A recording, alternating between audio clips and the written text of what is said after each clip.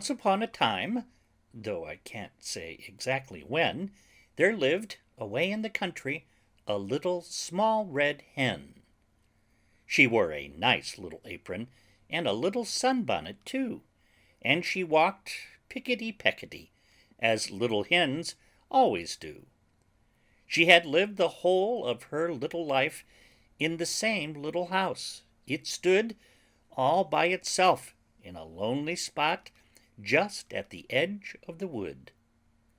It was very snug and cozy and warm, and the garden wasn't big, but just what a little small red hen could nicely manage to dig.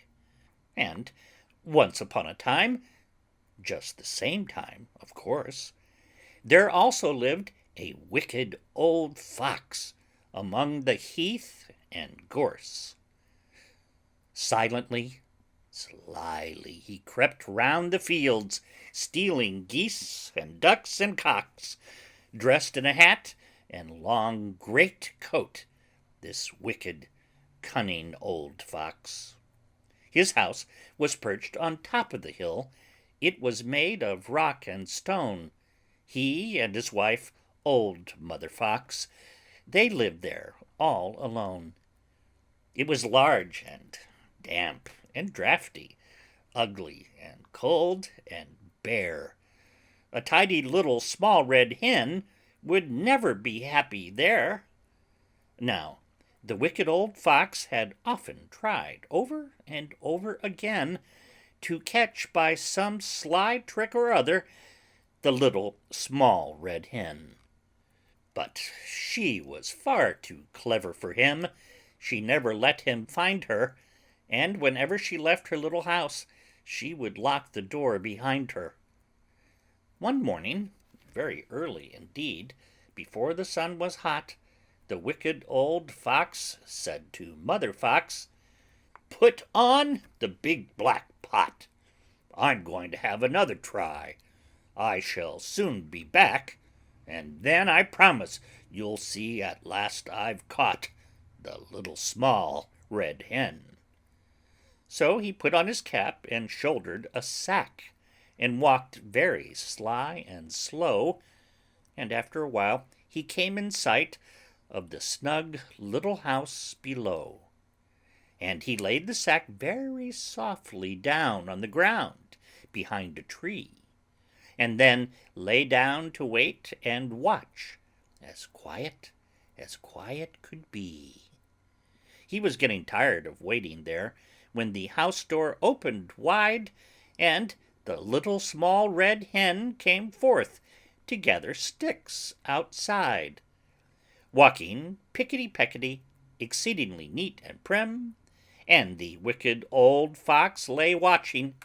She never once thought of him.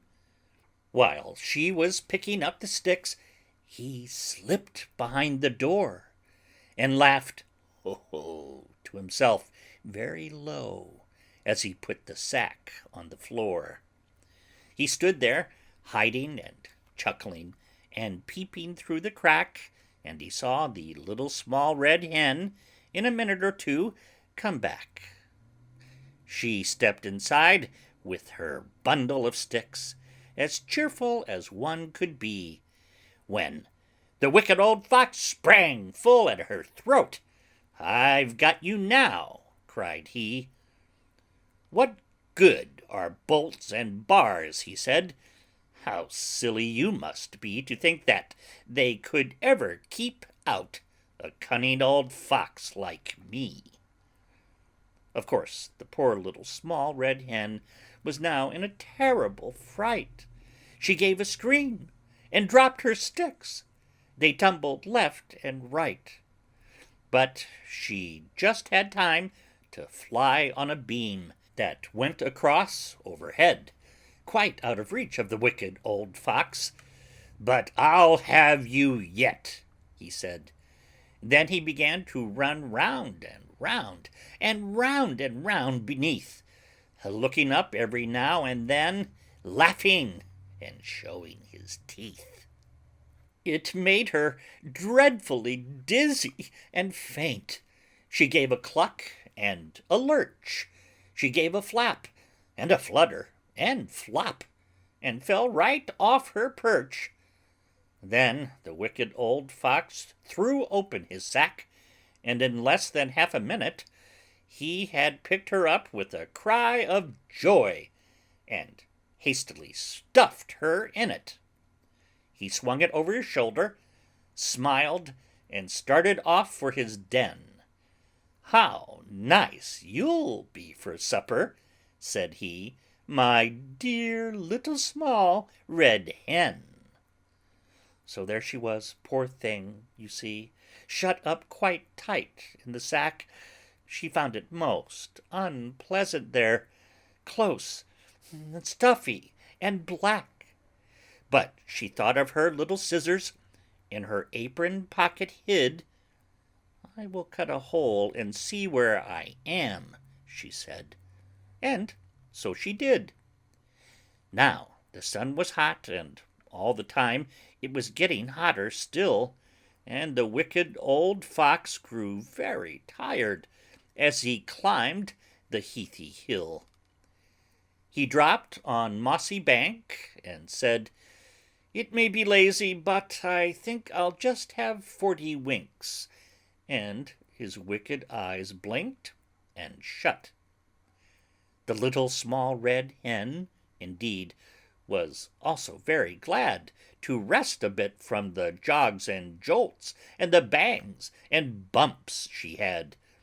And she thought, "If I cut a little hole, why not a big one too?" And she cut a slit that was long enough to let her whole self through. Wasn't she pleased to be free again? She said, "I must run double quick, but before I go, I'll manage to play the wicked old Fox a trick."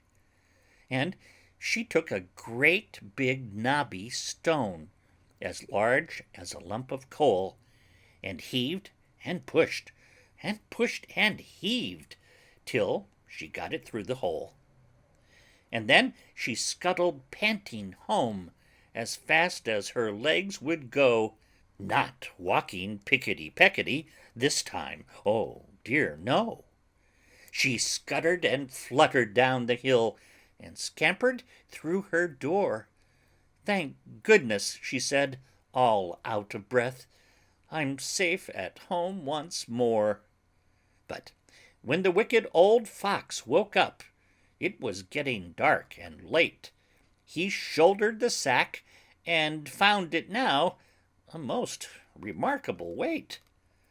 "Dear me," he said, "she weighs like a goose. I thought she'd be light as a wren. What a splendid supper we'll have tonight off the little small red hen."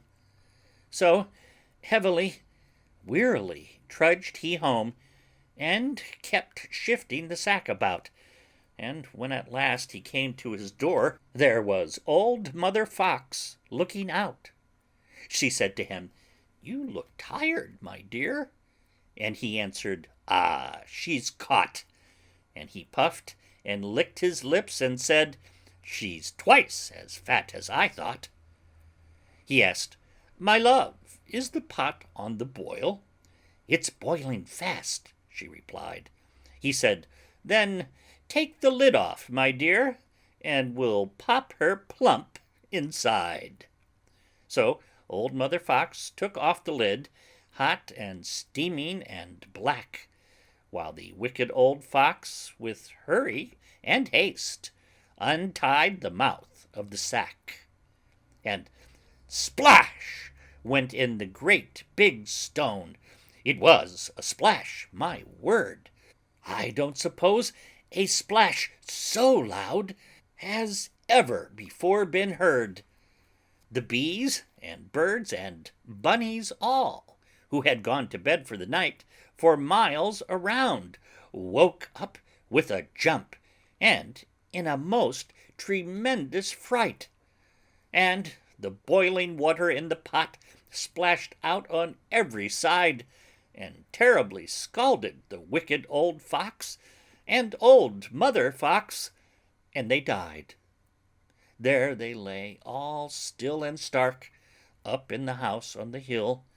There they lay, and, for all I know, there they are lying still. But the Hen lived happily just as before in her dear little house by the wood, walking pickety-peckety, working as hard as she could. I've had a great many troubles. I hope they won't happen again. Anything for a quiet life, said the little small red hen.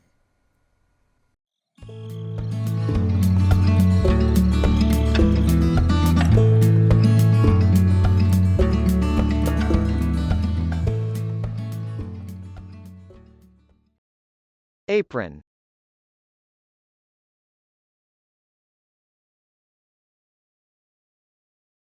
Apron. Sunbonnet.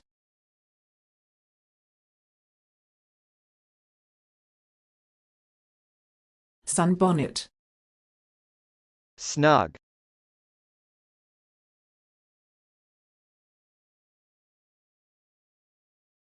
Snug. Wicked.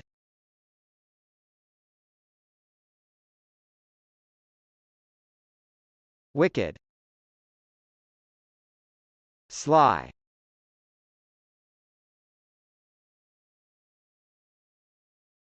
Sly. Cunning.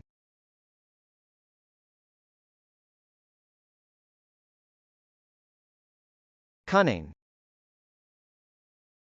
Perch.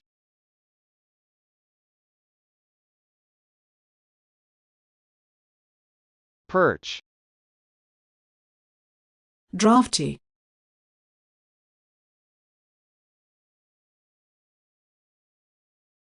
Drafty. Exceedingly.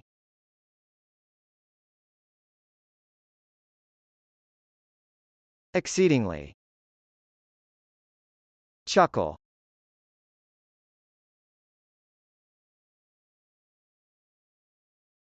Chuckle. Bundle.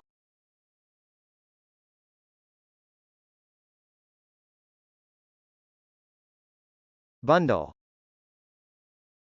Tumble.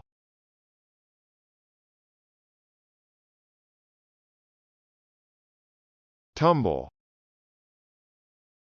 Dreadfully.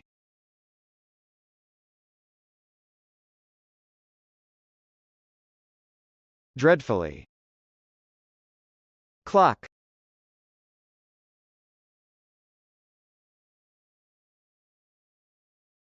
Clock. Lurch.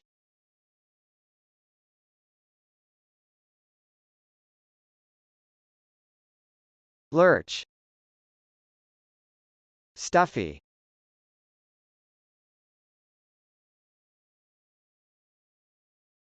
Stuffy. Wink.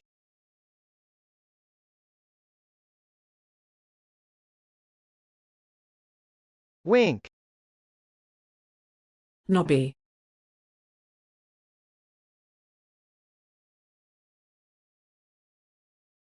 Knobby. Lump.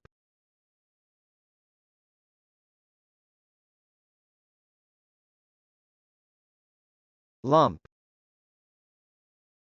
Heave.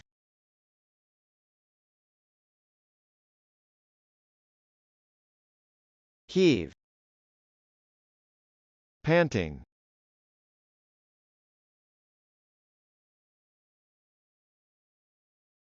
Panting. Scrutter.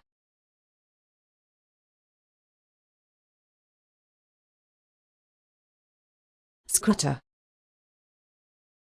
Scamper.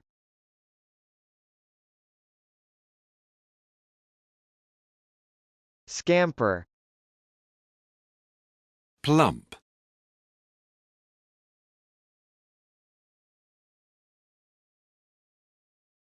Plump. Haste.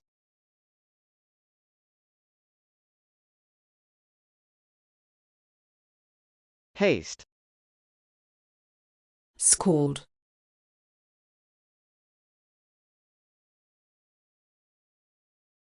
scald,